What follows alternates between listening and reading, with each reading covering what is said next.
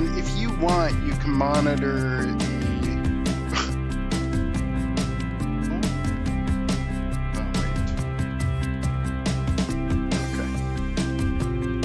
That's fine. Said the broadcaster has indicated this is for mature audiences, but that was for the previous broadcaster.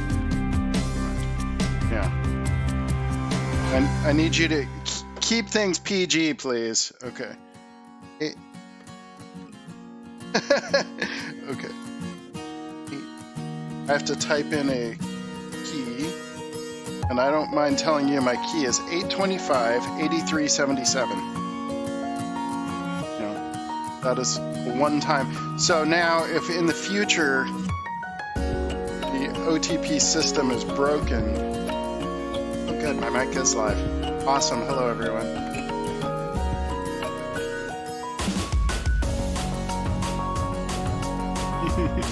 Well, it was a one-time password.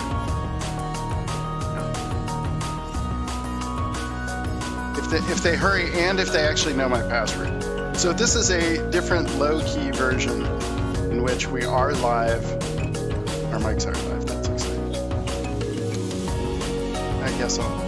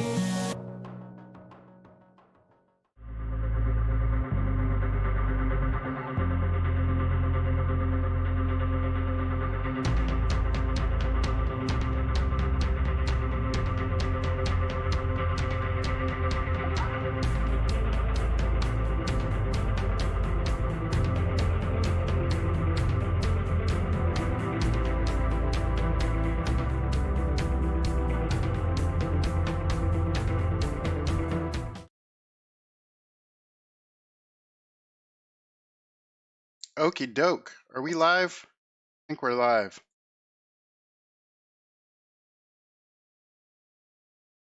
Can everyone hear? Yeah. You can hear me? Right. Okay. People of the internet, can you hear us?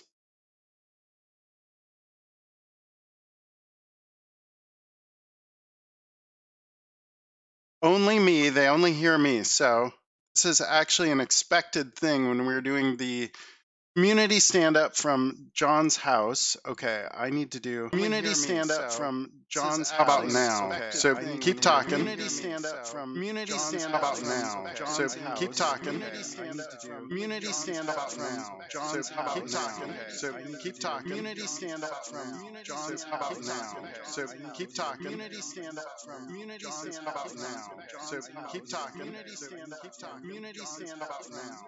So keep talking. So keep talking. Community stand up from so keep talking. So keep talking. Community stand up from community stand up now.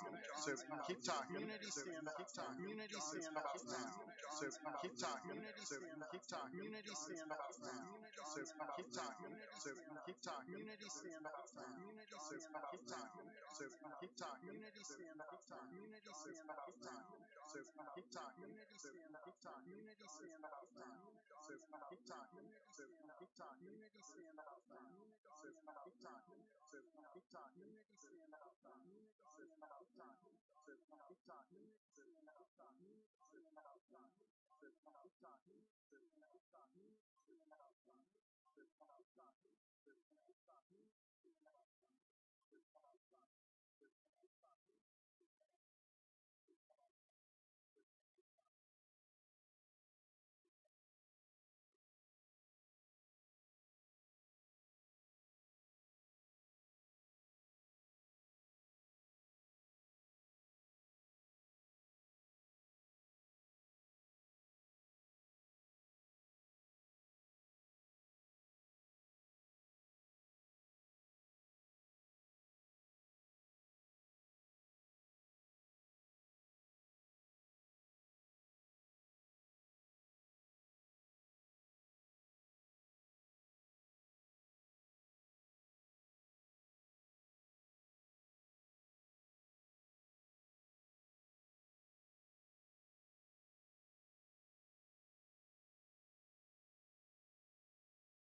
In real life is like you walk into the room and like if you get up and leave in the middle of a discussion, like people will be like, "What was that about?" If you get up, but like if you just drop off the call and leave, like everybody's like, "Oh, I guess you had to go." Like it's great.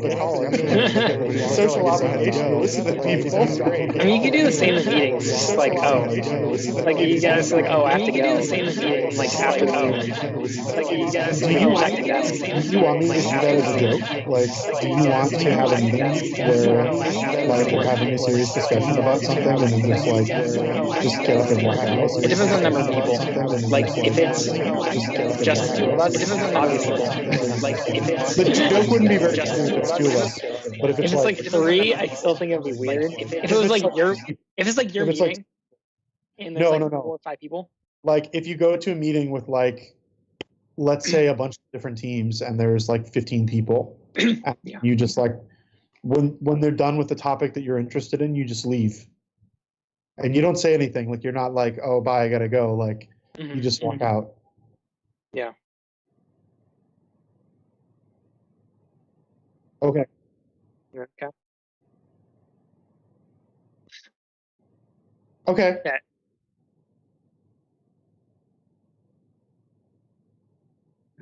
Welcome back, John. Hello. Cool. We've got. I just want to say this is the first probably of several like community stand-up quarantine edition. Like everybody's at home except for Justin, who went into an office. Okay, it's because the other person in my house also has a meeting at the very same time, and our apartment's very small. I needed to go to a place where I had like a room to talk. But I've been it's a total ghost town. I've seen like 2 people total, and I feel like it's okay because there's such a little like number of people, but I still don't feel good about being here. I'd rather be at home, but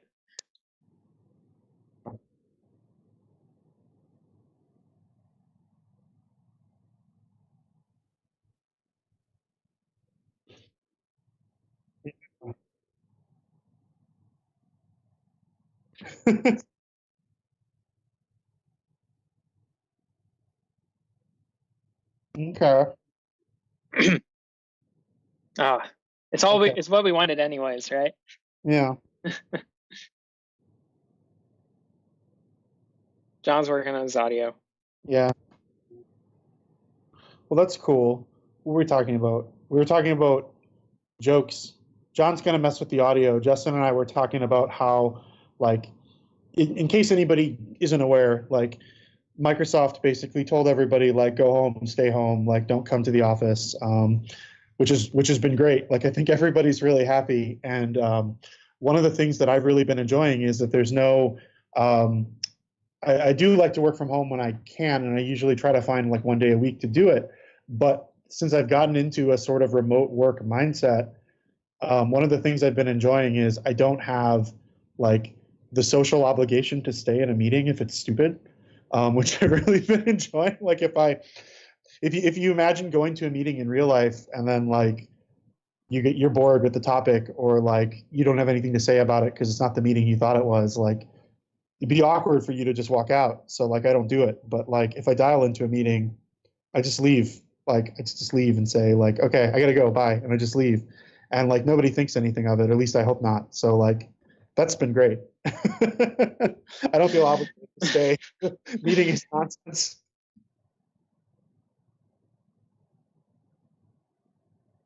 Mm-hmm.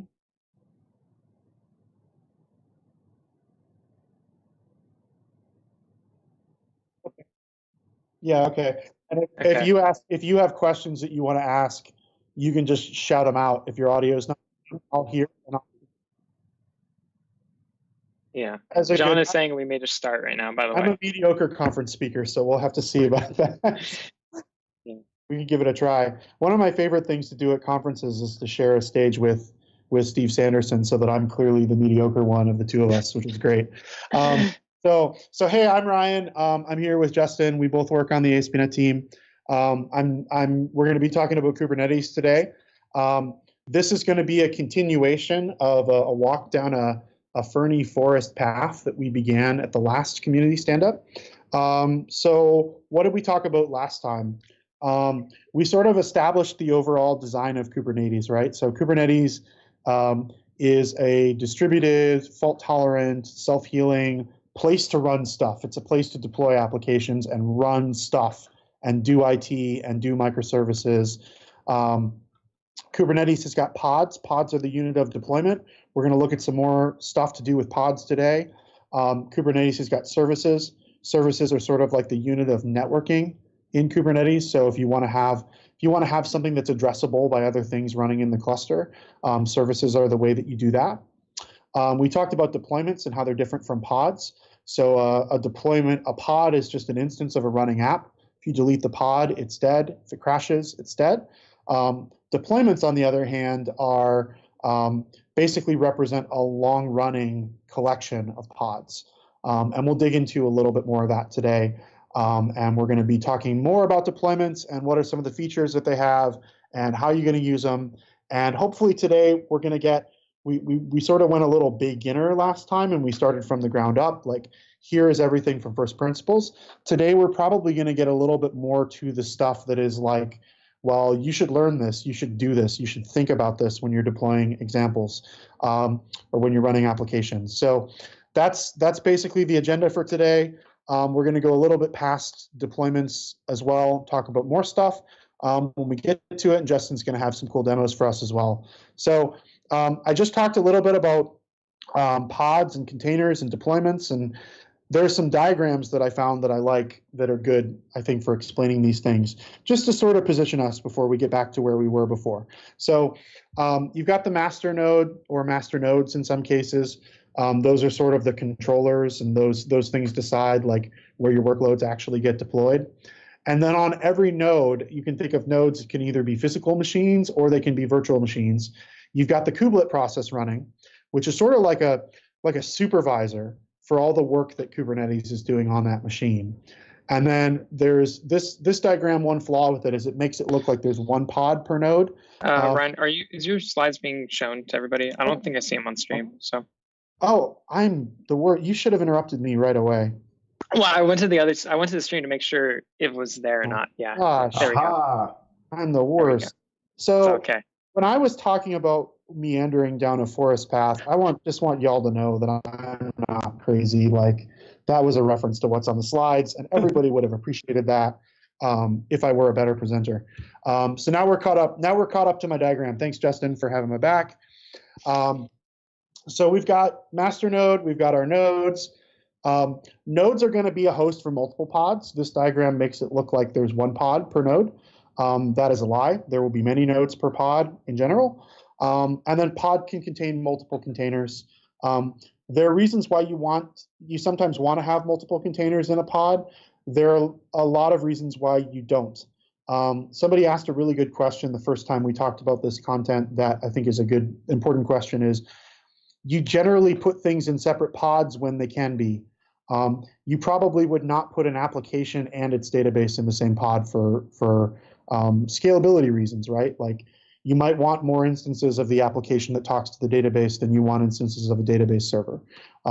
Some of the cases where you want multiple containers running in the same pod are more specialized and more advanced scenarios.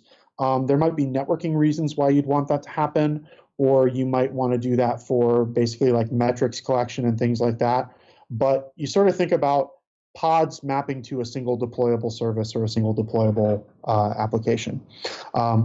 Containers running within the same pod share access to the file system. They share networking, so they have the ability to do networking with each other that doesn't leave the pod. And they sort of collaborate on the set of ports and things that are available, and they can do inter-process communication. And then what makes a deployment sort of different from a pod? Well, deployments are really just like a wrapper around multiple concepts. So deployments add concepts like updating and rollbacks. They're a wrapper around a concept called a replica set, which is a different kind of Kubernetes object. Replica sets represent a number of pods, and then pods are the things that actually get deployed, and then within those pods there are containers. So that's sort of like our layer cake of how all these things work. So with that, I'm going to jump to demos. We're going to be done with slides for a little bit. And I have got a slightly different application than the one we looked at before. I think this one's a little bit better. I've got two services here, and this is going to help us demonstrate some concepts. So I've got two ASP.NET Core apps. These are just really simple little apps. This one is going to make an HTTP call into the back end, and it's going to get a JSON blob. And from that JSON blob, I'm basically going to report what was the IP address of the connection of who connected to me, what is the host name that I'm on, and then some details of like configuration. And I'm doing this, I'm making a call into another service because I'm basically going to get the IP address and hostname info from the other service, demonstrating like the hello world of sort of communicating between multiple services in Kubernetes. I just want to show the backend real quick to prove to you that there's not a ton to see here. In my backend, I'm just responding basically with that information in the format of JSON. So I'm just sort of proving to you, like, I can call one pod from another. I can call one service from another in Kubernetes. Let's go ahead and run that. Oops, not Firefox. I've got a little script here. And what this is doing is I'm using kubectl at the command line. You could copy paste this in and do your own thing. kubectl is pretty powerful.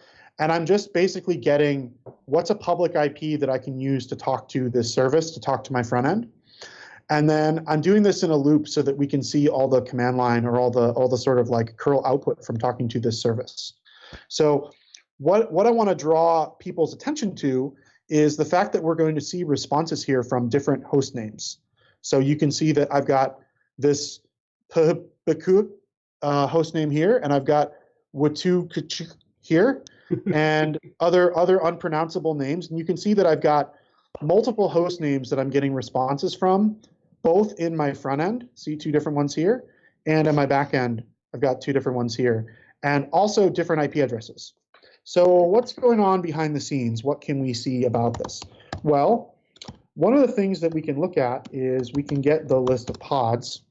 I've got 6 pods running here. So I've got 3 backend instances. I've got 3 front-end instances. You'll notice that these names will map to these names. So here's this one maps to this one, and so on. So like the name of the pod becomes the name of the host name that is visible to the processes running on there. And each pod also gets its own IP address within the cluster so that they're addressable separately from each other. But I want to go back to the code because I want to talk about how something here works. And the answer, and the thing I want to highlight is this. I'm just doing HTTP backend. I'm using the name backend to talk to my backend service. And how I know that I can use the name backend to talk to my backend service is found here. So if we look at my backend, inside my backend, I'm deploying a service, and I called it backend. So the fact that I deployed this service and called it backend means that it's addressable via the hostname backend. So that's probably a bit more of a complicated explanation than necessary, but basically services have logical names because every Kubernetes object for the most part has a name. And the name that you give to the service is actually going to resolve with DNS. And there's a whole scheme of different like names for resolving things in DNS that actually differs by namespace, which is a concept that we haven't introduced yet. Can I ask one question? Yeah. You were showing in your configuration, actually this is two questions. One, okay. Can people hear me? Because I changed some stuff around. And then two, you've got two things there that are backend. You've got metadata backend and selector app backend. Yeah. Yep. Okay. So let me answer. First of all, can people hear John? Yeah, they can. Okay, great. So I'm not going to repeat the question then, because I think everybody out there in Radio Land got to hear it, which is great. So the two things that are different here, the reason why there's metadata equals name is, remember, every Kubernetes object has a metadata section. Most Kubernetes objects, it might be true of all, but I'm going to say most and hedge my bets, have a name so that they can be uniquely identified. So if I come over to the command line and I say kubectl get service instead, they're abbreviations for convenient stuff. You can see that all these services have names, right? Like front end and back end have names. So you have to provide a name so that you can see it. Mm-hmm. The other reason why is you need a selector. The reason why there's a selector here and what this selector does, it's in the spec section.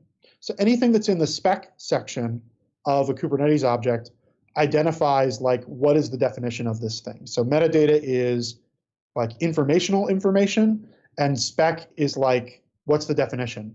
So what the selector is actually used for is it's used to match what pods belong to this.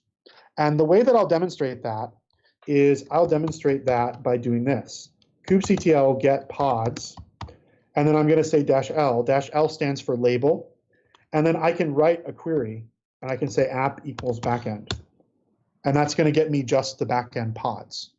So how that's powered is in my template for my pod spec, for my deployment, I've said every pod that you create of the backend, give it the label backend. Now, one of the comments that somebody had on our discussion last week is using the same names for different things all over the place might be productive and it might be fun, but for somebody who's trying to learn this stuff, it's very like unapproachable because you don't know necessarily what goes to what. So let's figure that out. So if we gave all these things different names, like if this was backend pod, right? Then all of my pod names here would be backend-pod horrible generated name, right? If this were backend-label, and the label is for selection and filtering, then you would basically go like this. For very detailed reasons that I don't completely understand, deployments need both match labels and a label on the pod spec. I don't completely understand why that is. I just know by memory that these two things have to be the same. This would look like this. So this selector, and it's the combination of both app and the value, needs to match like one or more labels here. Hopefully that makes sense. Okay. And mechanically, what's happening is there's a DNS entry created in the DNS for the cluster. And that DNS entry says, take the host name backend and map it to the IP addresses of all the pods that exist within the cluster. So hopefully that makes sense. Yeah. So that's why you have this selector. Is you could do like what I've done here is I've got one service that maps to one deployment, but you could do something like way more complicated than that if you wanted to, right? You could have a service that maps to multiple labels. So that brings me to a topic that I wanted to talk about actually, which is what is a service? Like, what is the purpose of a service? And the answer is that services can do all kinds of things. They're for networking, and they're generally for DNS. The way I like to think about it is that DNS, in terms of distributed systems programming and in terms of networking programming, is a little bit like a function call. Like, it's your most basic, most primitive sort of abstraction that you've got to use, because it allows you to hide complexity. So some of the kinds of things that you can do with services. You can use a service to expose something to the internet. That's what I'm doing here with type load balancer. You could use a service to expose something to the cluster, and you can do that with cluster IP. So cluster IP basically says, you know, load balance this thing, but internally, like do round robin DNS, but internally, don't expose it to the internet. You could also do some other things here. You can do something called a node port, which I don't see a ton of usage of. Node port does a really interesting thing where it actually opens a port on every service, or on every pod. So basically every pod can use localhost to talk to that service on a predefined port. It effectively, so like a backplane almost, kind of? It is a lot like a backplane. It basically does a bunch of proxying for you. Okay. I don't know of a lot of good use cases for it. I just know that it exists. One of the spiciest ways that you can use services, and I don't remember exactly how to write it, but I know it exists, is you can define a service effectively for a static thing. You could define a service that maps to a different host name. So you could assign a logical name to talk to some remote thing that's not even in Kubernetes. Like, let's say you have a DNS entry somewhere else for your Redis cluster, and you have a Redis cluster that you've provisioned in your cloud provider, and you want to map it into Kubernetes using a service so that it's queryable with DNS inside your cluster. Like, you can do that. You can actually use services for that to sort of just take control of how DNS works. There's also a whole scheme for how services work when you're going across different namespaces in Kubernetes, which is something that we haven't really introduced yet, that we will talk about a little bit later. So we had a question if Microsoft Orleans would be a good candidate for node port.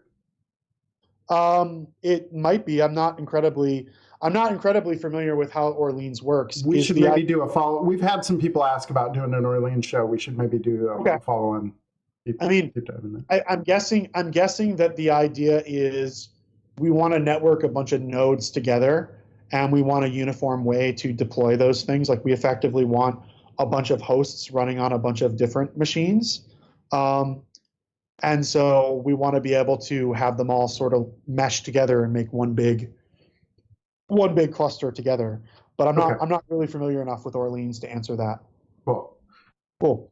So let's talk about some more stuff we can do, and let's talk about deployments and some of the kinds of things that they can do, because we're now into the meat and potatoes of like, okay, so Kubernetes has given me a place to deploy things, but what are some of the features that I actually want to use? So one of the things that we've done here that I haven't talked incredible amount about is I've used configuration, and I've used an environment variable here. So environment variables are like one of those primitives. If you've done Docker Compose today, or you're doing anything Linux oriented, chances are you're already pretty familiar with environment variables. They're just basic. I'm using this double underscore convention, and double underscore in ASP.NET terms basically means like colon. It basically means separator. So the colorization in VS Code's a little off, but you can hopefully see here that I'm reading from configuration, and I'm saying app:value. So setting app underscore value is kind of equivalent to me doing JSON and saying like app value and then putting my text in here. That's basically the equivalent if you're familiar with our JSON configuration format. So I'm setting an environment variable here. One of the other things that I'm doing here that's kind of exciting is I'm got a volume mount, and I've got a volume, which this just seems like a bunch of kind of jargon maybe. I want to point out what this is actually reading from, and I want to sort of deconstruct all of this for everybody out there. So there's a volume mount. We'll start at the beginning, and let me highlight, because not everybody is a YAML person. Let me highlight the thing that I'm talking about. So for my container, I've got a volume mount. A volume mount basically says, take a directory, take a drive, and put it at this folder structure. So I've got a folder in Etsy front-end config, and what I'm mounting there is the volume with the name front-end config volume. Pretty exciting stuff. So my container has got a volume mount, and where does that come from? That comes from the pod spec. So this is a pod spec. It's a template for creating pods. And in my template for creating pods, I've got a volume named front-end config volume, which is the thing that I'm referencing here. And that volume is being populated by a config map. So let's talk about volumes real quick. Volumes are basically the way that you interact with disks and storage and things that are going to be persistent and stick around. So there's a million ways to do volumes. Well, maybe not a million, but there's different ways of doing volumes. You could map a volume to, say, like Azure Storage or like S3 or whatever your cloud provider's like sort of storage abstraction is. So let's say that you decide you want to run a database in your cluster. You probably care about that data sticking around. So you probably want to have a volume that your database is going to use for its storage that you can do backups on and you can maintain and you can redeploy the database, and it's going to get the same storage and read the same data and things like that. So the volume that handles the abstraction of talking to different kind of storage types, like you're saying S3 or blob storage or whatever. Okay. Yeah. Because originally I was like, oh, that sounds more complicated than like a Docker file where I just pointed at a path, but this is actually stored somewhere else. Yeah, I think the key is Docker lets you sort of say, like, I want to mount a thing here, right? That's this config. This is saying I want to mount a thing here. Mm-hmm. This part is more about, okay, let's describe the thing that I'm mounting there. And there's a couple ways that this could work. So one of the ways that this could work is there's a resource type. Oops, that's the wrong gesture. There's a resource type in Kubernetes. So let's do API version v1. There's a resource type here called persistent volume. So you could be persistent volume. There's persistent volumes and there's persistent volume claims. And those are basically ways of interacting with disks and storage and things like that through your cluster. So how exactly what the details are that you configure to those things, there's sort of basic ways to get that stuff to work. If you actually care about storing the data that goes on those things and being able to, say, like, make backups of that data, you will look into whatever your cloud provider's implementation is and how would you basically go, if I'm using Azure, I want to provision an Azure disk and then I want to map that to my database server. Like, that's kind of how you should think about it. So there's ways to do things like that with storage. But what I'm using this for, that I want to show everybody, is I'm actually using it for config. So I'm mapping in a folder here, and I'm going to have that folder be backed by config. And then inside, this is a config map, which is another type of Kubernetes object. And inside of this config map, I have got a JSON file in a YAML file in a key. So I have inline defined a JSON config file for my application, and I've mapped it to a file called config.json on disk. So what's kind of exciting about this is I've used this config file to override, like, all the logging settings for this pod or for this application. So we can use the UI that there is in Visual Studio, and this is for the front end. And I can go grab the logs for this, and hopefully this is going to work. So let's look at the logs. So you can see that there's all this debug here. There's all these great ASCII escape codes. You can see all this debug, and you can see there's like a million logs here that are probably more detailed than something you've hopefully had to see before. And that's because I've turned all these logs up to the max using this config file. Now, something else that you could do with this config map, and the reason why this is a separate file, what's valuable about doing things like config maps would be like, well, I could set this to info if I wanted to, and I could tell Kubernetes to update this, and it would actually update that file in place, and then get the login config to update. And the login config would update, and I could get the new values of logging. So I could basically use this for dynamically managing config and piping that through. So one of the other things that I think is kind of neat to show about this is we can actually get a terminal inside the pod. And I highly recommend VS Code's tools for this if you haven't checked them out. So it starts you out in the app directory or wherever the sort of root is. So you can see I've got a typical little like Linux file system here. And I called this etc front-end config. And so you can see I've got my config.json.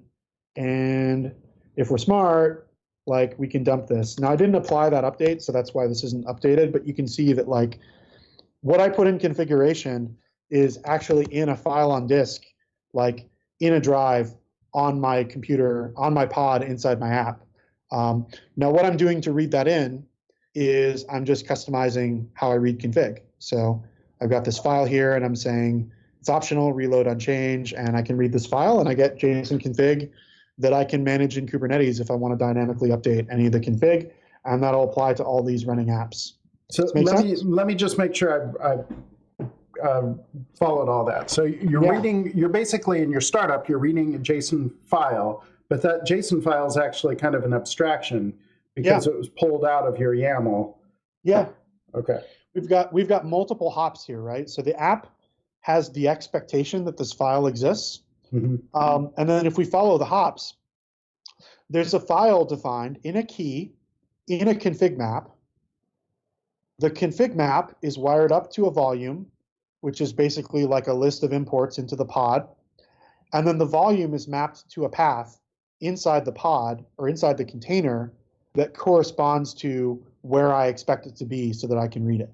Okay, so when your app reads that etc front-end config JSON file, it's just a file on disk as far as it knows. Yeah, as far as it knows.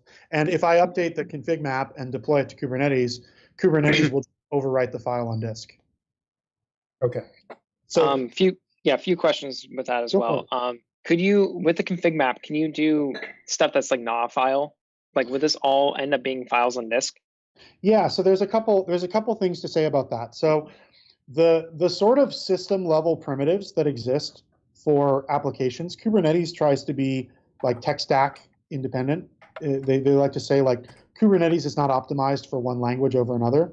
So what are the ways that we could do configuration? Well, the ways that we could do configuration, we could do environment variables, right?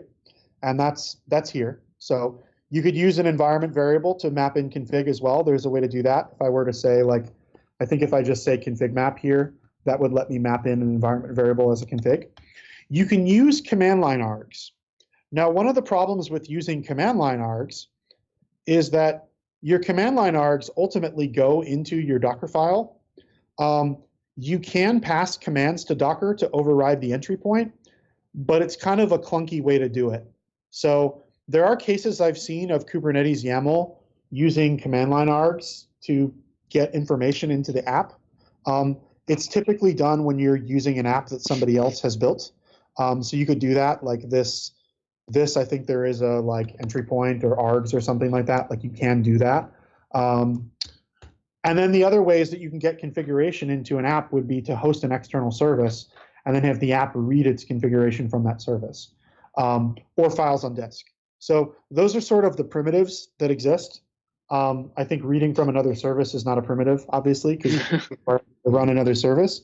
But in terms of it not being a file on disk, the thing is that Kubernetes can turn whatever I put in here into a file on disk. Now, one of the things about config that's a little bit interesting, I guess, is that like whatever I put in here has to be text, right? So whatever I put in here has to be like valid text. Like I cannot use this. It doesn't provide me a way for me to just type some like binary data in here, right? Like it doesn't do that. Config does not do that in Kubernetes. Config maps are always text. There is another primitive called a secret. So I could change this to secret. And it would be similar. There's a few things that are a little bit different with secret. Like I think you have to say like type opaque and stuff like that. Secrets are a little bit different. But some of the things that are different about secrets is secrets are intended to hold binary data as well as text. So you can put things in secrets that are binary data or things that are in text. Generally, you're going to want them to either be files on disk or environment variables. I'm not aware of other ways to do that. So maybe there's a follow-up question or there's some more sort of discussion we should have. Okay. I had a question too come in on Twitch. Somebody was asking if the demos you're showing and stuff are on GitHub. They are. Okay. If you go to github.com/rhinoog/presentations 2020 community standup 310, all this stuff is there. Awesome. Okay, and I'll include that in the community links. Yeah. Cool. I got a new computer, by the way, so I took the time to actually like make my prompt all fancy and finally jump on. That's very nice. Bandwagon. So, did we get to all the questions about config? Yeah, I think so. Okay. Let me see. Yeah. Okay. So let's talk about a couple other things that are going on here.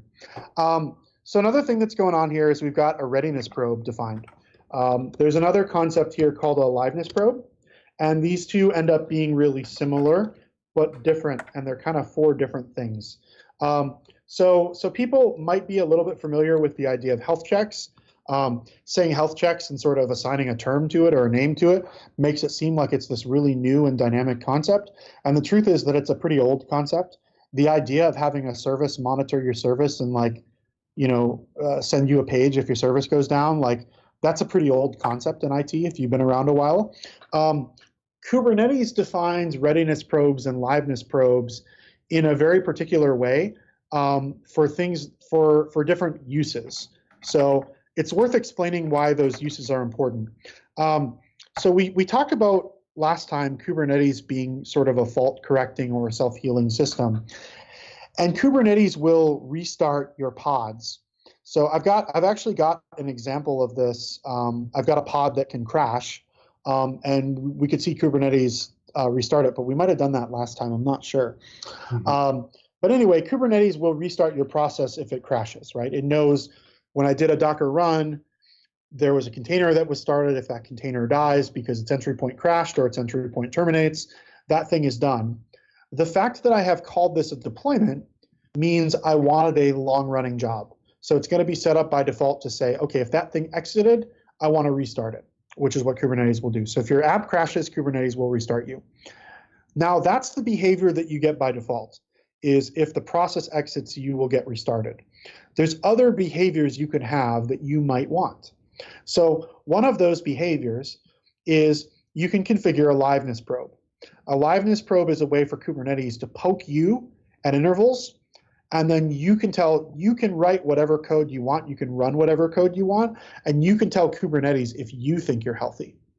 So for instance, here, I've got this health check endpoint here, and this is an ASP.NET Core package, health checks.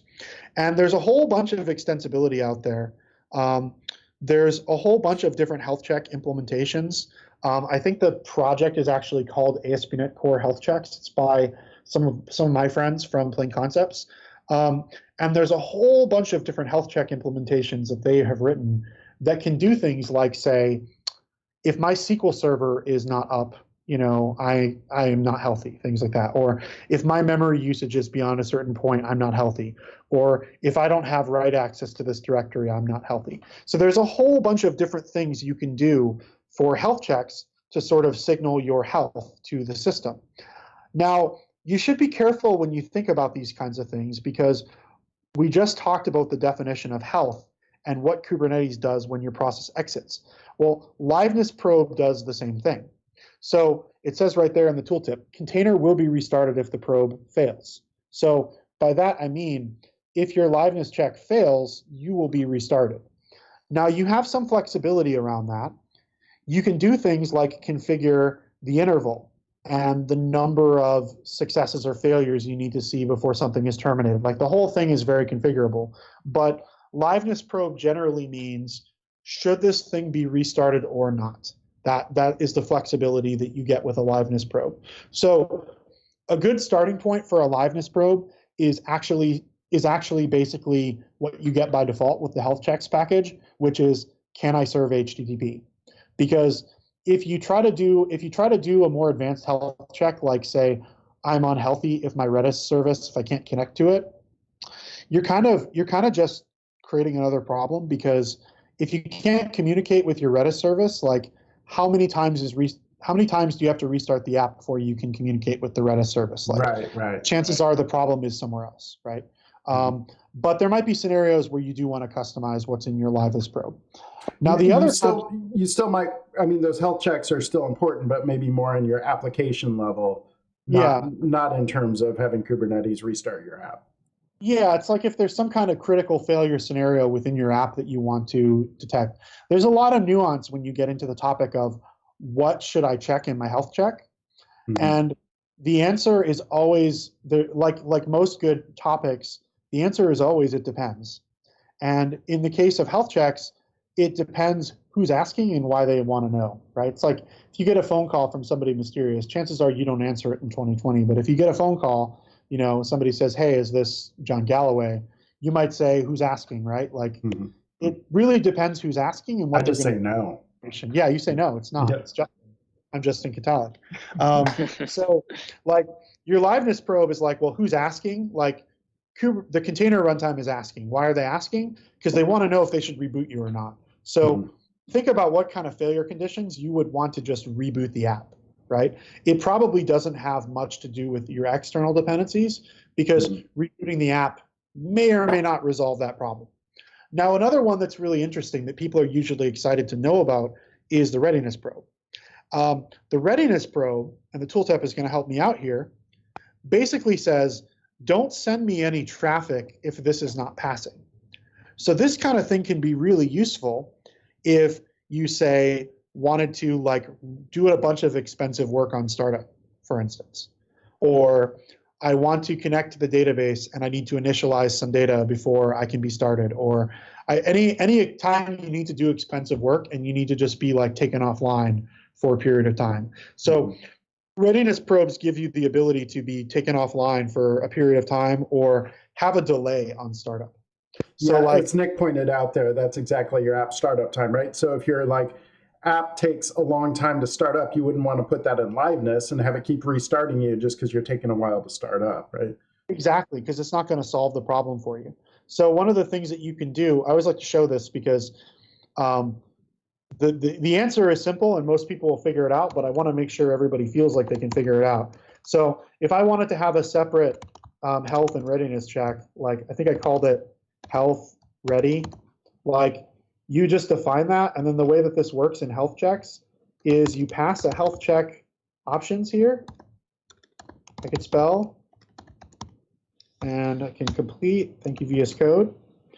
And inside my health check options, the list of health checks is global, but you can do filtering. So you can set a predicate here, and you can write whatever logic you want inside of this predicate to filter on the set of checks.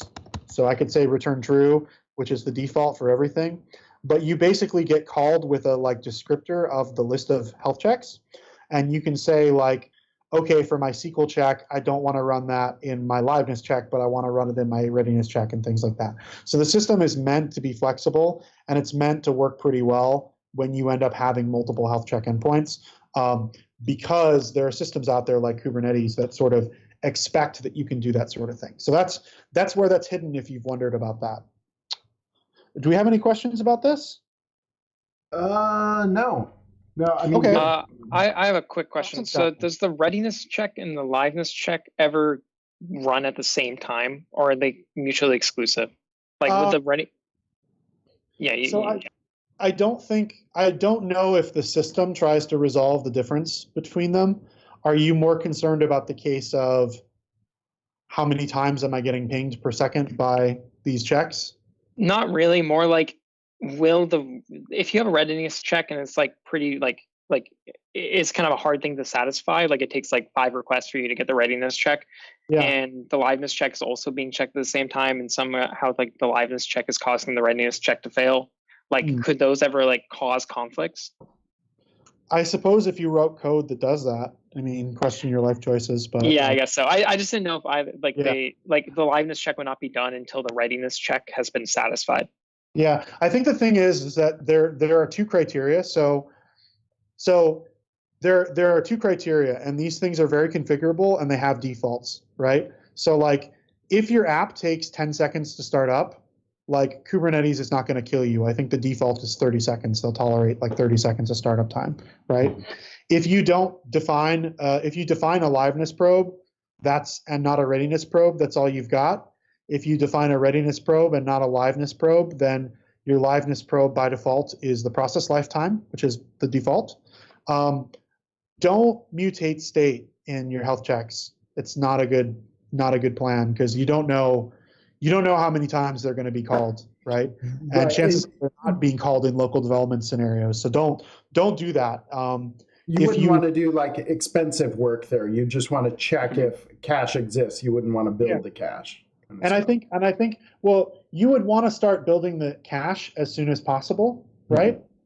Rather than, you would want to kick that off and say like a hosted service, so it starts immediately when the app starts up.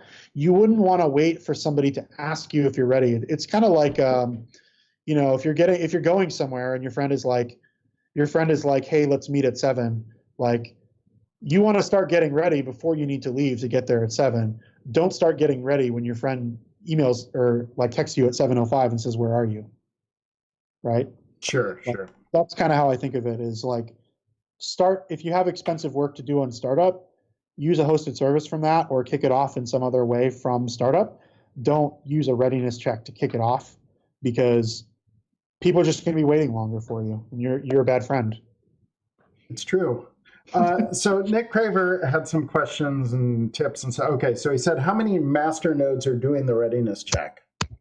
So the readiness check, I'm pretty sure, is done by the kubelet, which is the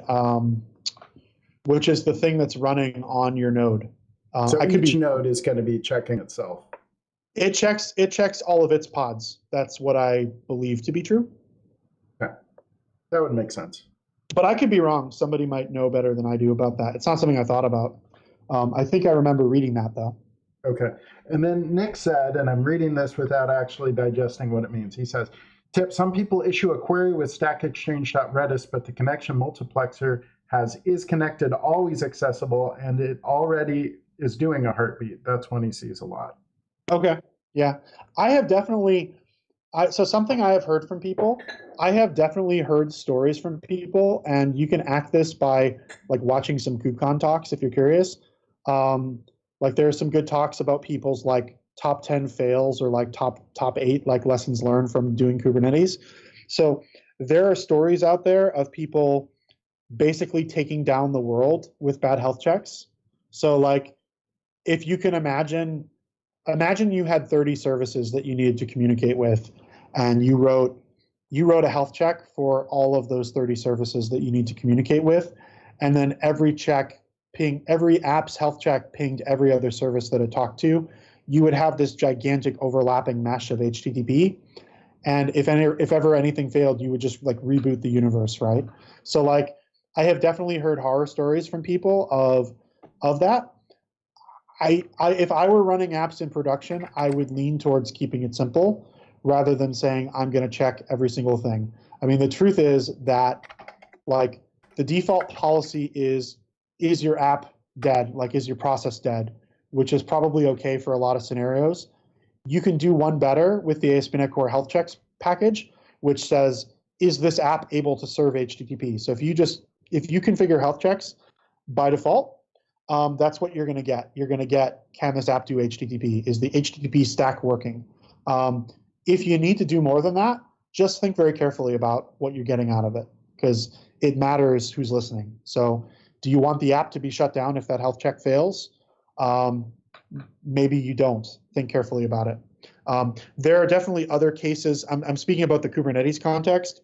Outside of the Kubernetes context, people use the health check system to do all kinds of different things that are probably out of scope for the discussion of Kubernetes. Cool. So let's talk about something else. So more neat stuff that I can do with deployments. So I have got a deployment here And this is another version of the app that's running right now. And I have got a different environment variable value for my app value. So here I'm saying it's a very cool and configured value. And here I'm saying it's the second value. So it's clearly the second value. I have defined a readiness probe. I have given it a period. Uh-oh. Uh-oh. I think he hung. Uh-oh. We'll give him a second to unfreeze. If he does not, then we'll jump over to yours, I guess, Justin. What this means. I'm back. Oh, Hey, good. you're back. All right. I'm back. Where did I leave off? You I was were talking about talking success threshold. Second Yeah. value. Yep. Yeah. So this basically means it's going to take 16 seconds for the app to be considered ready, because I'm only probing every 8 seconds, and I need to see 2 successes. I need to see 2 successes before I consider it healthy. So I'm actually doing something in this demo to sort of just artificially make my app slow to wake up on purpose for the purposes of demonstration. Now let's talk about what I'm going to demonstrate. So I have defined for this deployment a strategy of type rolling update. Well, what is rolling update? Rolling update basically means we're going to gradually roll out new instances of this pod and shut down the existing ones gradually.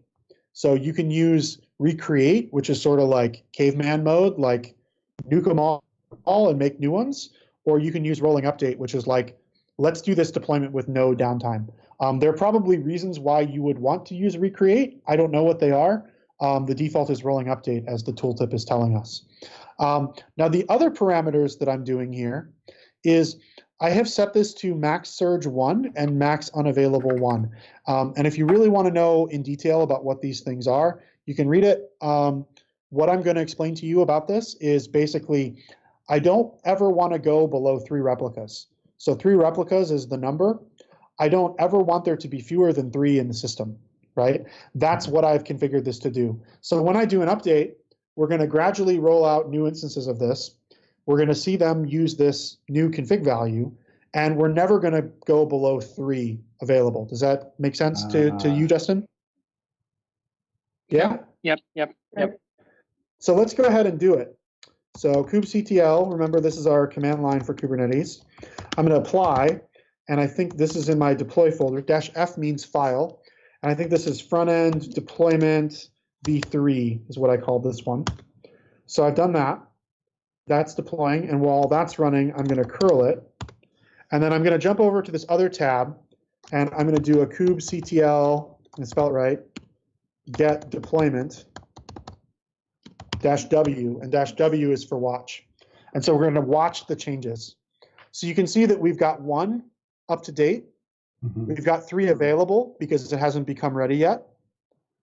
Then it becomes ready, and we've got 4 available. So I've deployed a new instance of an app with the new value. Its readiness check passed. It becomes available. Now I have 4 of 3 ready. And you can see that over time, up to date is going to scale up the number of new pods. Available is going to go up to 4, and then it's going to go back down to 3 as we shut down one of the old ones. So it brings the new ones up and shuts down the old ones. So yeah, gradually. It never goes below 3 instances of the running app. So you can see that we're mostly getting responses. I might have waited too long. We're mostly getting responses from the second value, but you can see how we're getting a mix of the original value and the second value. And there are 3 instances here. So gradually we sort of transition from seeing a lot of the original value and some of the new one to now we're seeing mostly the new one. And now we're seeing completely the new value because all the original ones have been rotated out and have been shut down. So you can see if we go back to our other tab, we're back at 3 ready, 3 up to date, 3 available. So we sort of just told Kubernetes, like I gave it this very specific instructions, but you can see how powerful that is, that with no downtime and never dropping below the number of replicas that I wanted, we successfully rolled out a new deployment and got that all to change, got that all to roll out without like really disrupting anything in the app. Okay, so as a newbie, what I'm seeing here, what I'm picking up is at the beginning, there's more concepts. Like, again, I'm used to Docker and kind of simple. But what you're showing is now I'm able to do, like you've showed us several things so far. One is abstraction over like file storage and volumes and configuration. And then now this rolling update, like that's huge to be able to do that. It's a pretty powerful thing. And the term for the component that actually makes this go, so the thing that's actually responsible for doing these rolling updates and things like this, is we refer to it as a controller or an operator. And the reason why we use the term operator is that it's a piece of code that runs in your cluster that has responsibilities that used to belong to a person.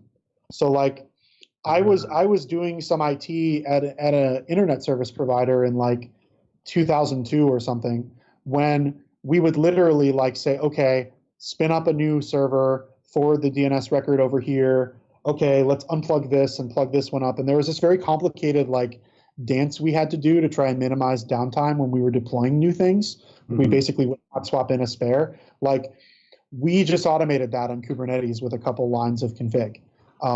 What's actually happening mechanically here, and that's what that second diagram shows, is anytime we make an edit to the spec section of a deployment, a new replica set gets created. So you can sort of think about replica sets as like immutable. So a new replica set gets created, then the deployment controller says, okay, you're created, you have one. Then when that one becomes ready, it goes back to the original replica set A, and says, okay, you had 3, now you should have 2, so please shut one down. And then it goes back to replica set 2 or replica set B and says, okay, you should have 2 now, so go create a second one. And it does that sort of dance. That's the rolling update. There are other kinds of deployments that you can do in Kubernetes. I think some of the more interesting ones, like canary deployment, I think requires external components. Canary deployment is a style of deployment where you deploy a new instance of a new build. You then start sending some percentage of traffic to it. And if you start getting like a flood of bad responses from the new service, then you sort of just shut it down. So these are some of the things that you can do with Kubernetes. It's a little bit of a taste. I like the demo because it's kind of cool. But that's some of the power that you get here. So what do we want to do next? It's right about 4:45, so it's right around an hour, and then we want to have Justin's demo, and then I'm hoping like right at the end when we wrap up, then I'll do community spotlight at the very end. Okay. Let me speed through 2 more things in 30 seconds here, and I'll throw it over to Justin. We can go longer. It doesn't have to be 30 seconds. Okay, 45 seconds. There you go. One of the other things that I've done here, I promised bling. I've added more bling. One of the other things that I've done here is I have put in this version 3 of my deployment, I have put some resource limits on this deployment. So the way to read this, I'll explain it. Request means I am now asking for your financial support. No, it means this is the minimum that I need to run this workload. So request means guarantee me at least this much. Limits means don't let me have more than this much. So you should sort of think about like, I'm asking for, I think this app needs at least 100 megs of memory to run. It will get access to no more than 250. So 250 is a hard limit. You can't get more than that. .NET as of 3.0 will respect this value. So earlier versions of .NET, if you're pre 3.0, it's not aware of, these are called C group limits. It's a Linux feature that Docker uses, that Kubernetes uses. .NET prior to 3.0 doesn't understand or respect these limits. .NET 3.0 and newer understands these limits and will adjust its behavior accordingly. So wow. if you say 250 megabytes here, the .NET process will act as if, okay, I know I cannot have more than 250. That's a hard limit. I'm not going to go above it.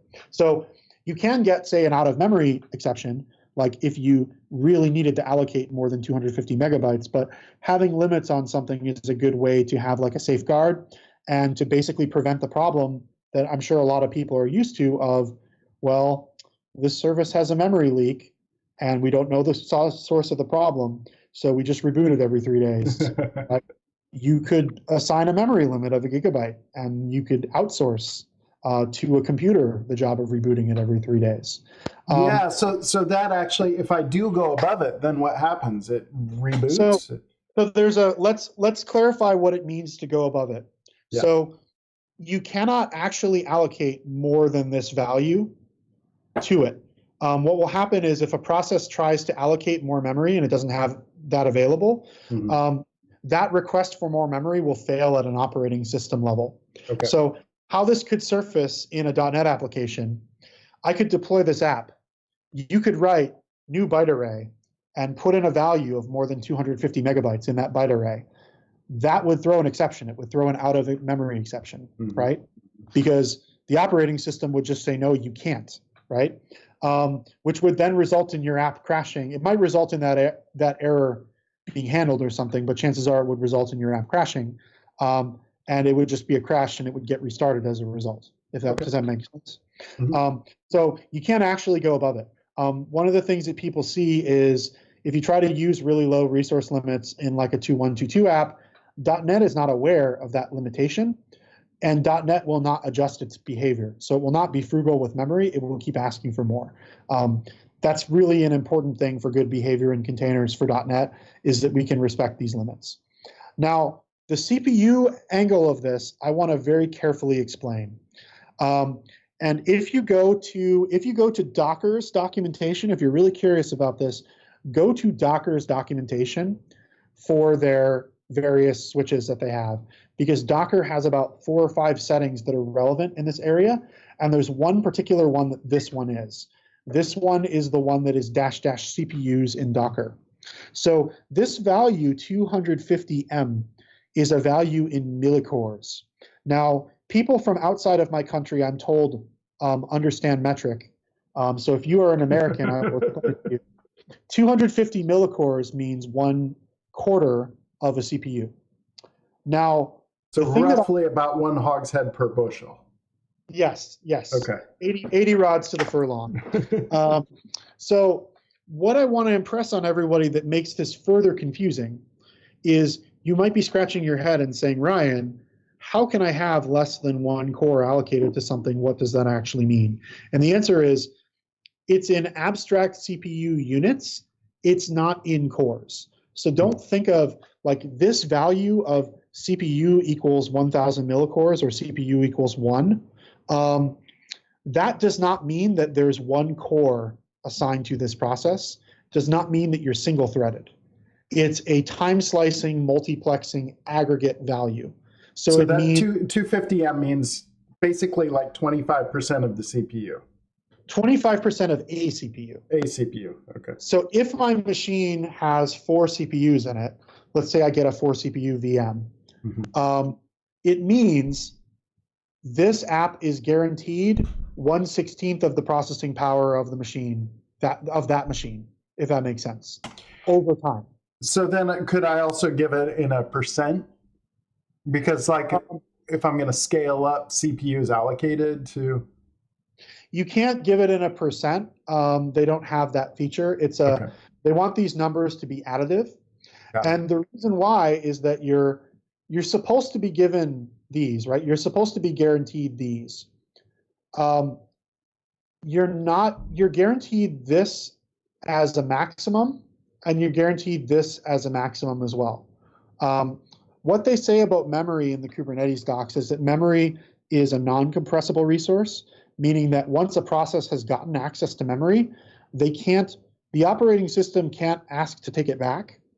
Whereas with CPU, because CPU is an overtime thing, the operating system can just throttle you. So let's suppose that your machine was working 100% and your app wants more CPU. Well, you can't actually get more than what's available, but that's not a catastrophic situation. If you desperately need more memory, but there's none available on the machine, that is a catastrophic situation. So these limits are pretty small limits, like 250 megabytes and 1 CPU. I could probably talk about these limits for an hour because I've done a bunch of benchmarking and testing with this, but I'll move on. I wouldn't recommend deploying a .NET web app with less than 50 megs of memory available. We actually perform pretty well in that range. Your mileage will vary a lot. .NET seems to scale pretty well with CPUs. So .NET seems to scale sort of super linearly with CPUs. So like if I made this 500 instead of 250, I would get more than twice the amount of theoretical performance from that. Your mileage will vary.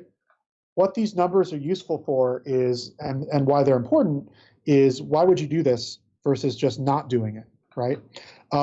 The answer is because Kubernetes can do a better job allocating pods to machines. Remember, it decides where your pod runs. It decides what other things it's running with on the same machine. Kubernetes can do a much better job if you give resource constraints, because then they have some data to work with. Mm-hmm. So Kubernetes uses these values to decide where to run your workloads. Secondly, and I'm not going to have an example of this today, but there's a good one in the AKS workshop. Kubernetes can use these values for auto-scaling. So you can define a policy for scaling based on these values.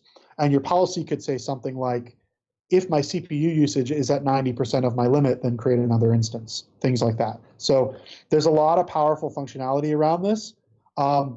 Unfortunately, all the really useful information about it is going to be very specific to your use case, very specific to your application, and there's no like broad strokes guide to it, because you have to test your own app to figure it out. So I'm not going to demonstrate any of that stuff today, but it's here, it's valuable, it's important. It's a level of control that I don't think we have today in a lot of deployment environments. Okay. So with that, I'm going to move on, and I'm going to do one last short demo, and then I'm going to hand things over to Justin, who's going to show you something cool. So I'm going to do another kubectl apply, and I've got another one of these. And I'm going to do it, and then I'm going to talk about what we're actually deploying. I've got v4 here. So here's v4. And ooh, I'm doing something here. I've got ingress extensions front end created. And what I've actually done is, in my new version of this, I've got my deployment like we've seen before. I've got my service like we've seen before. And I've got this new thing. I've got ingress. And I've got this thing here that looks like a host name. So I'm going to go ahead and grab that. And let's bring up a web browser and go to that. And there's a security risk ahead. Oh no, I don't need to learn more. And I'm going to accept the risk and continue. I can explain why there's that error. But you'll notice here that I've got a host name here. I've got front end, and I've got my app that we were talking about, and I've gone to this over a host name over the public internet. So I'm using a service here called nip.io, which I learned about from the AKS workshop. And what it does is it basically gives you a host name for your IP address. So if you ever want to test something involving DNS and name resolution and host names and stuff over the internet, and all you've got is an IP address, this service is pretty cool. So I've actually served this over the public internet via that IP address. And one of the things that is pretty cool about this, if we can open our developer tools here, and I'll do this again. Well, there's some interesting stuff coming back here in my headers, and I will make this bigger in a second. You can see that my server is Nginx. So you can see here I've got Nginx 1.17.8 here is my server, which is kind of cool. But I didn't put any Nginx anywhere in any of the things that I've shown you so far. So what's actually going on here? Well, let's take a look. So I've got this other namespace. We haven't talked about namespaces much, but namespaces are just basically a grouping concept in Kubernetes. They're really useful for isolating different applications because they create different sort of like DNS constructs. And they're also useful for hiding parts of your demo that you're not ready to talk about yet. So I've got some pods running here in this other namespace. I've got an Nginx ingress controller, and then I've got an Nginx ingress default backend.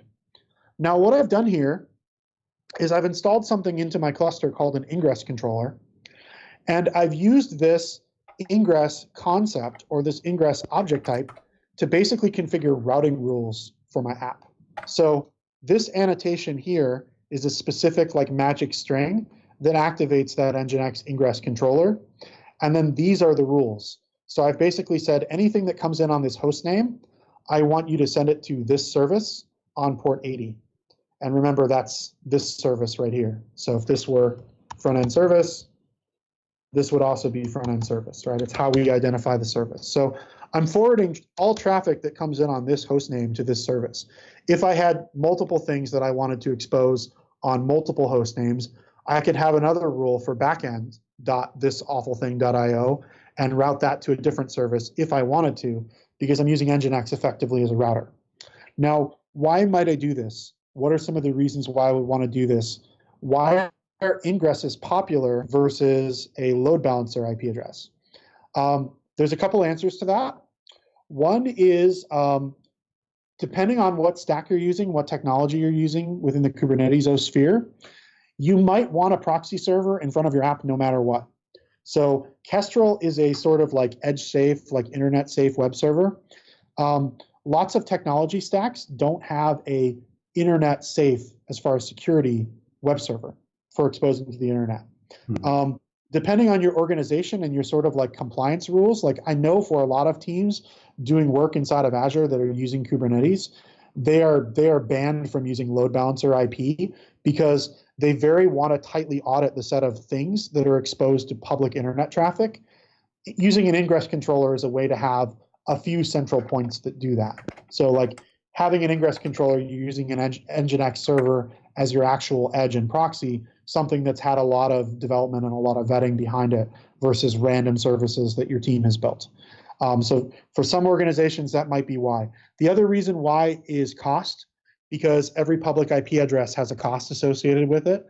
And so having multiple host names mapped to a single public IP address is going to reduce your cost.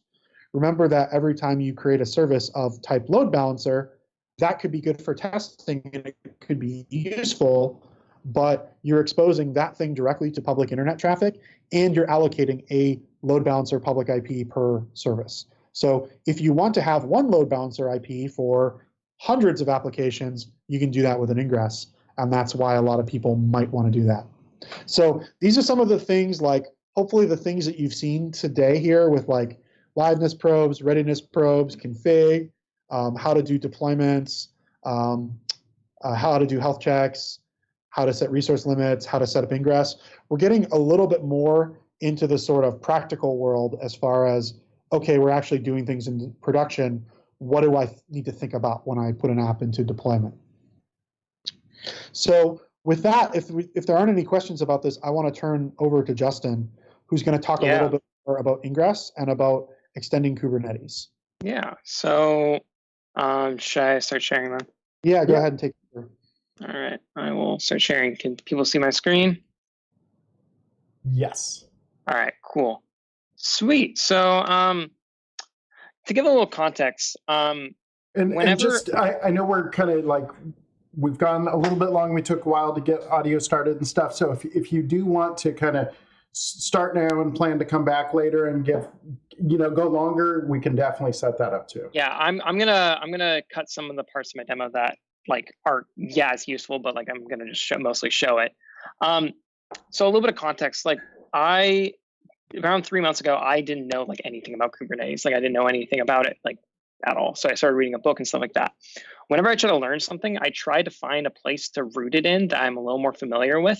So when I was looking through Kubernetes stuff, like I have had a ton of experience doing like HTTP stuff, doing servers. I work in Kestrel and IS primarily. So ingresses were a natural place for me to learn in order to root myself within Kubernetes overall. So one thing I decided to learn a little bit about the extensibility of Kubernetes is I decided to write my own ingress.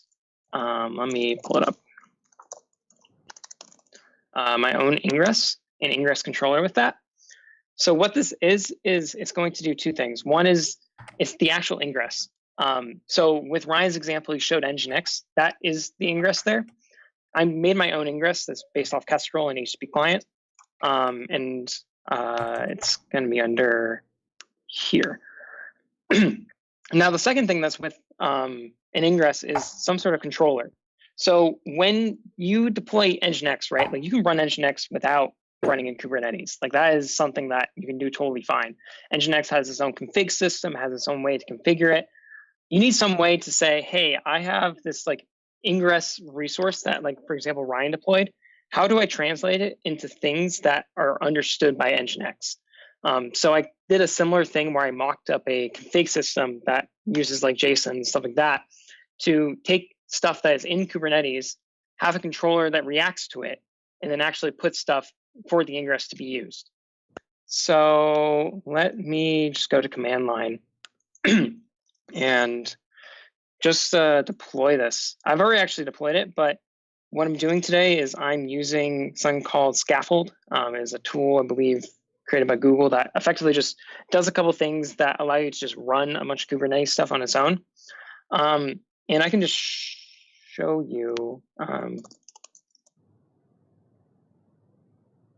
So I can show right now what I'm doing is I have an ingress controller, which is also running the ingress itself. And then, as Ryan showed many a times, I have an application that's just running in the backend. To show that application, you just go here.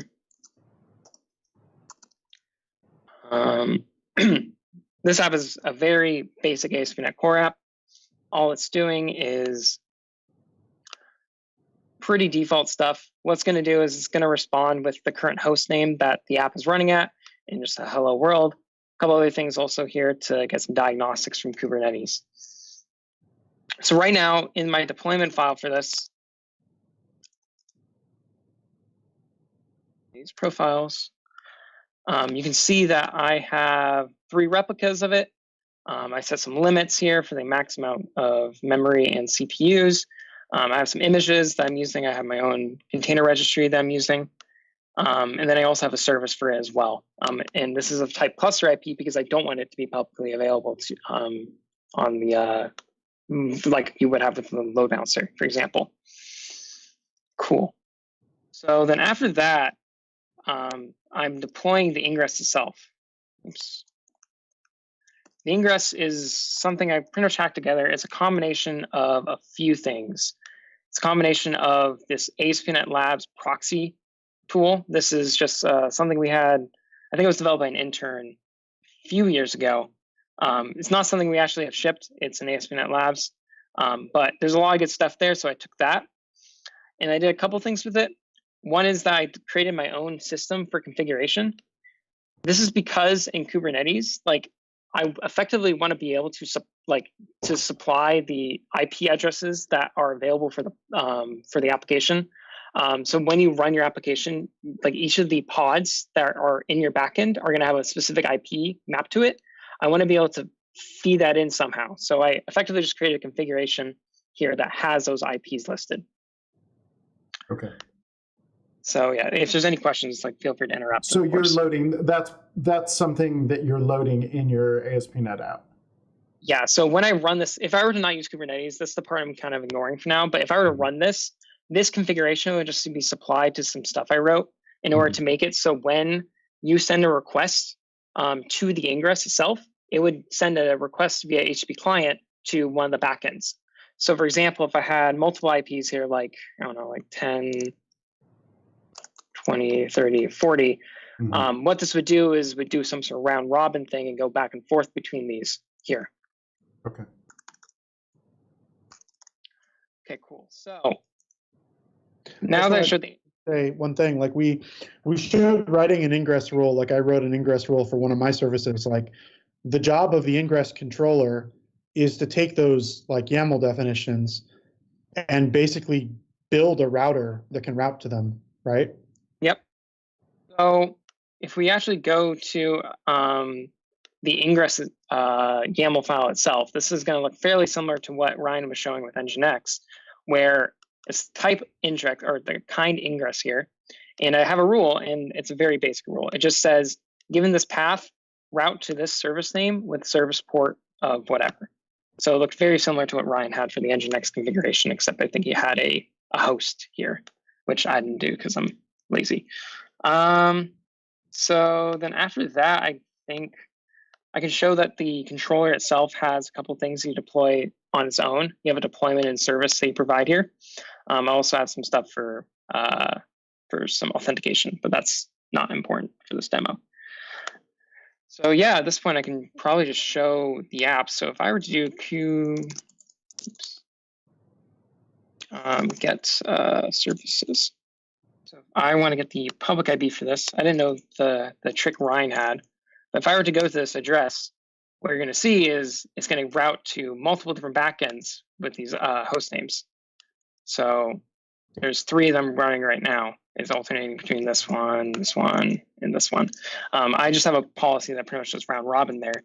Now, if I wanted to, I can do a scale here as well. So if I wanted to control scale, let's say I wanted to scale the number of backends from 3 to 5, I could scale it like this and actually scale the deployments.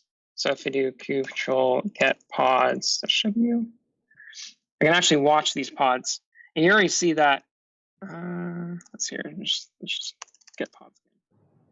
So it should be scaling up. It looks like one of these is terminating. But if I were to start refreshing again, you'll probably see, still seems to be 3. It should eventually scale up to 4 though, or 5, that's what I meant.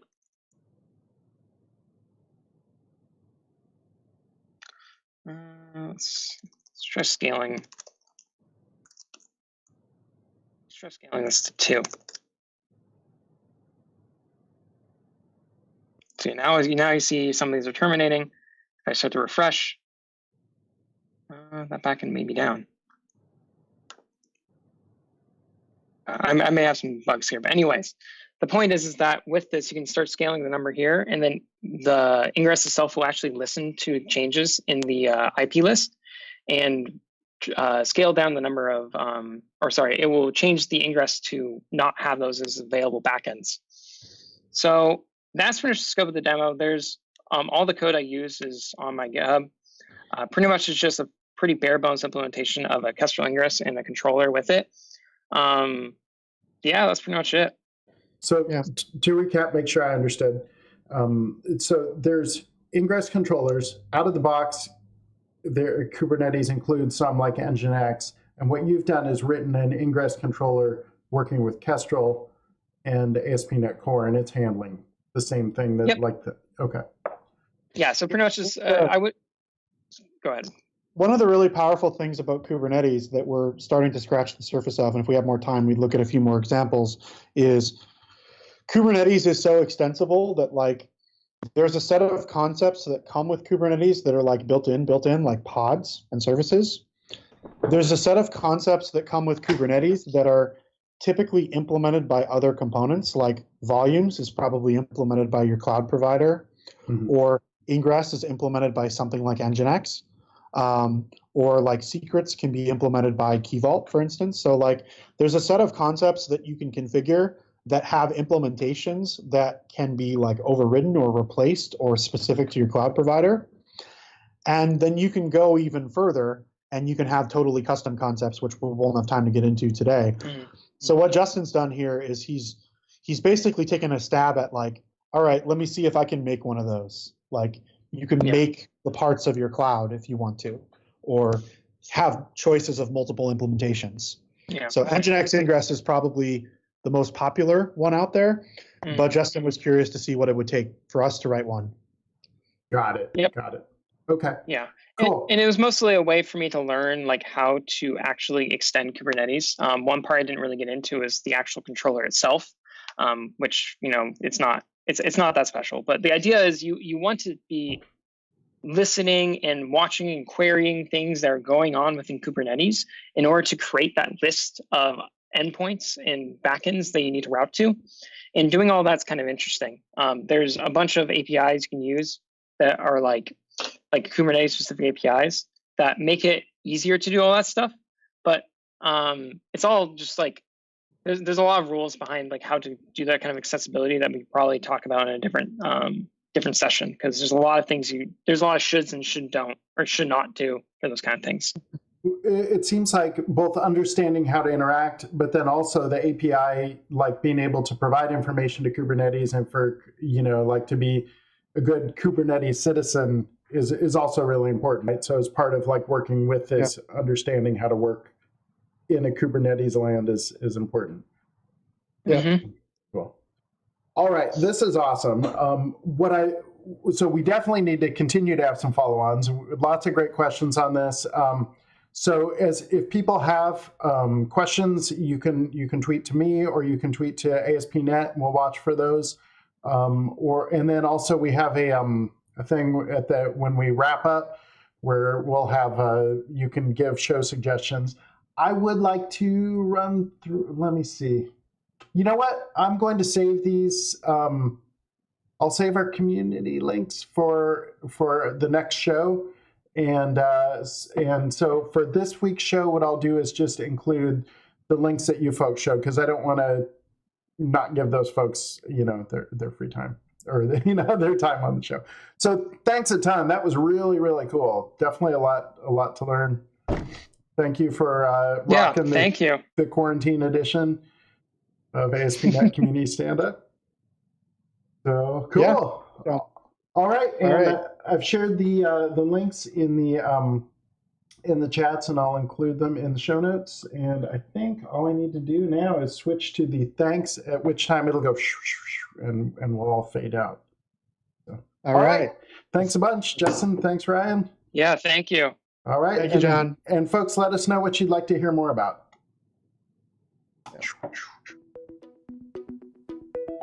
Wow, that was really cool. I believe my mic is still hot, which is fine, because I don't mind the world knowing that I think that was amazing. So okay, cool. Thank Sorry you. for going super over. No, that was